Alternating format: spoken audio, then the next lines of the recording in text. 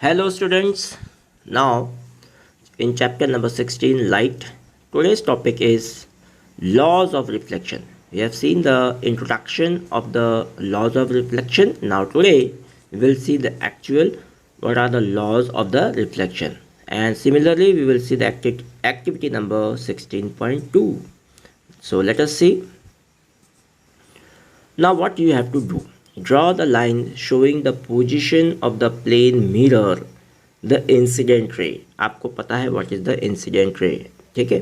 Now and the reflected ray, ये भी आपको पता है, ठीक है. On the paper with the help of your friends remove the mirror and the comb. जो आपने अभी जो पेपर लिया था, जो एक्टिविटी नंबर 16.1 किया था, उसी में ही करना है ये सब. Draw a line making an angle of 90 to the lines representing the mirror at the point. यानी कि अभी कैसे करना है 16.2 फिगर नंबर हम 16.2 में देखेंगे. देखिए ये क्या करना है, ये देखिए ये लाइन खींचने का ऐसी, और यहाँ से ये आपका बीच का एक लाइन्स रहेगी जिसे हम कहेंगे 90 degree to the line representing the mirror at the point where the incident ray strikes the mirror, and this line is known as the normal. and इस लाइन को हम क्या बोलेंगे, this line it is called the normal. okay, अब ये suppose this is the incident रे, हम इसको बोल देते हैं इंसिडेंट रे, ठीक है. यहाँ से अगर आ रही है रेस को, और ये हो जाएगी रिफ्लेक्टेड रे, यानी कि ये हम इसका एरो इस प्रकार से दे देते हैं, ठीक है. तो ये हो गई रिफ्लेक्टेड रे. आगे बात समझिए 16 में ड्रॉ द नॉर्मल. नॉर्मल कैसे ड्रॉ करने का है, और ये मिरर है, this is the mirror. Okay, अब ये मिरर है, यहाँ से ये हो गया इंसिडेंट रे, एंड ये this is the reflection, and between the incident ray and the reflected ray this is normal. हम इसको क्या कहेंगे, the line is called the normal and represent by the N. चलो, now between the normal and incident is called the angle of incident. यानी कि हम इसको क्या कहेंगे, angle of incident, ठीक है. between the normal and incident ray, ठीक है. चलो, the angle between the normal and the reflected ray, अब इसको normal and the reflected, that is called the angle of reflection, that is represented by the angle R, ठीक है. In figure number 16.3 देखिए इस प्रकार से फिगर नंबर 16.3 रिफ्लेक्टेड. अच्छा, मैंने यहाँ से उस डायग्राम में यहाँ इसको रिफ्लेक्टेड इन पर ये बनाया था. अब यहाँ से देखो ये डायग्राम में this is the incident ray and this is the angle I and this is the normal and this is the reflected रे, ठीक है. कन्फ्यूजन नहीं होना, मैंने इधर से इंसिडेंट बताया था उसमें. अब यहाँ से ये डायग्राम में इधर से इंसिडेंट कहीं भी कर सकते हैं, ये भी ले सकते हैं इंसिडेंट, ये भी ले सकते हैं, लेकिन यहाँ पे क्या बताया है, incident ray this one. So this is the incident ray falling on the mirror and this is the reflected ray, that is called the angle R. That is the angle of incidence and the angle of reflection, ठीक है. Measure the angle of incidence and the angle of reflection. Measure करो कितना होगा. Repeat the activity several times by changing the angle of incidence entering the data in table number 16.1. यानी इसके अंदर में आपको भरना है, ये अभी मैं भरूंगा नहीं. देखो आप इसको एंगल कितना भी ले सकते हैं, 30, 40, 50, 60, है ना. इस प्रकार से लेंगे तो उसका भी एंगल कैसा रहेगा. यहाँ पे अगर आपने यहाँ पे 30 लिया है, सपोज यहाँ पे आपने 30 दिया है, एंगल 30 लिया है, ठीक है, तो यहाँ पे भी कितना होगा एंगल ऑफ रिफ्लेक्शन 30 ही आएगा, है ना. अगर यहाँ पे 40 लिया है कितना होगा, यहाँ पे भी 40 रिफ्लेक्शन 40 ही आएगा.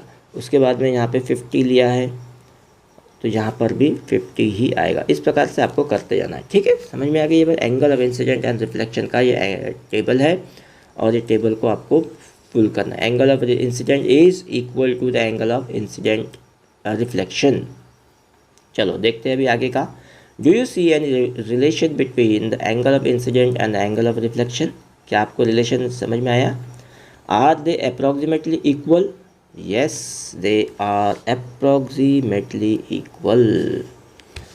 It is, if the experiment is carried out carefully, it is seen that the angle of incident is always equal to the angle of reflection. और यही होता है हमारा लॉज ऑफ रिफ्लेक्शन. ठीक है, लॉज ऑफ रिफ्लेक्शन एंगल, और this is one of law of reflection. इसी को हम बोलेंगे, ये फर्स्ट लॉ इसको हम बोल सकते हैं. फर्स्ट लॉ ऑफ रिफ्लेक्शन का क्या है? Angle of incidence is always equal to the angle of reflection, and this is one of the law of reflection. One of the मतलब ये पहला लॉ है. Let us perform another activity on the reflection. एक और activity हम कर लेते हैं, लेकिन Boojho what saying. What would happen if I through the light on the mirror along the normal. अब अगर लाइट मैंने फेंक दिया, अब आप वो घर में करके देखें तो नॉर्मल में ही अगर मैंने लाइट और से एक एडिशनल लाइट फेंक दिया क्या होगा. तो देखते हैं अभी क्या हो सकता है. Activity number 16.2. Perform the activity 16.1. Performing activity हमने जो किया again, and this time use the sheet of stiff paper on a chart paper और अ चार्ट पेपर. अब इसमें स्टिफ पेपर लेने का थोड़ा सा कड़क वाला, एंड द चार्ट पेपर ले सकते हैं. Let us sheet project a little beyond the edge of the table. Figure number 16.4 देख लेते हैं कौन सा 16.4. देखिए ये है 16.4 हमारा. ठीक है, ए एंड बी. अब यहाँ पे देखिए टॉर्च है. ठीक है, इसके अंदर देखिए किस प्रकार से कैन लाइट आ रहा है, और ये लाइट यहाँ पे देखो क्रॉस करके ये मिरर और फिर यहाँ पे, तो ये आपको दिख पड़ रहा है आपका. तो ये इसके बीच में तो नॉर्मल है, दिस इज वो दिखाई नहीं देगा क्योंकि वो हमने पेपर में ड्रॉ किया था. लेकिन यहाँ दिखाई देगा क्या? नहीं दिखाई देगा. चलो पहले पढ़ लेते हैं ये activity. Let us sheet project a little beyond the edge of the table and cut the projecting portion of the sheet in the middle. Look at the reflected ray. Make sure that the reflected ray extends to the projected portion of the paper. Bend that paper part of the projected portion on which the reflected ray falls. Can you still see the reflected ray? Bring the paper back to the original position. Can you see the reflected ray again? अब यहाँ पे जो black pepper रखने का है, ठीक है, यानी उसके अंदर में व्हाट यू इनफर. अब इसमें आपको क्या समझ में आया? फिर भी देखिए यहाँ से आ रहा है, ये कॉम है. ठीक है, ये कॉम तो है अपना हमारा ब्लैक पेपर, और उसमें से ही लाइट आ रहा है. तो वो वहाँ से देखिए वो मिरर में पड़ा, और मिरर से फिर से रिफ्लेक्टेड रे आ ही रहा है. यानी वो स्लिट्स जो थी वो उस कॉम की स्लिट से ही उजाला या लाइट वहाँ पे क्रॉस हो रहा है.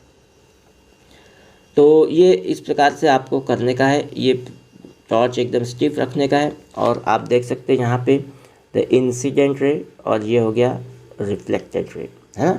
Incident ray, reflected ray and normal at the point of the incident lie in the same plane. अब lie in the same plane यानी ये जो है ये पूरा प्लेन है ये शीट पेपर का, उसमें ही लाई हो रहा है. तो कोई ये नहीं है, कोई दिक्कत नहीं है, एकदम सही से हमें यहाँ दिखाई दे रहा है. चलो देखते हैं अभी आखिरी कि इसमें क्या समझ में आया है आपको. तो bend the part of the projected portion, यानी कि प्रोजेक्टेड पोर्शन को अगर थोड़ा सा जैसा जैसा बेंड करोगे वैसा वैसा इंसिडेंट रे बेंड होगा, या होगा अलग अलग एंगल से होगा. तो हम क्या बोलेंगे कि ये भी रिफ्लेक्टेड रे भी उसका अलग अलग प्रोजेक्शन हमें दिखाई देगा उसमें. ठीक है, आगे बात समझो. ये आप इस पर घर में भी कर सकते हो, विच इज़ वेरी सिंपल. ये छोटा सा मिरर अगर आपके पास नहीं है तो कोई एक आईना रख सकते हो यहाँ पे, और वो आप आराम से ये एक्सपेरिमेंट घर में भी कर सकते हो. तो स्टूडेंट यहीं हमारा समाप्त करते हैं हम अपना session. Tomorrow will see the new topic. Thank you.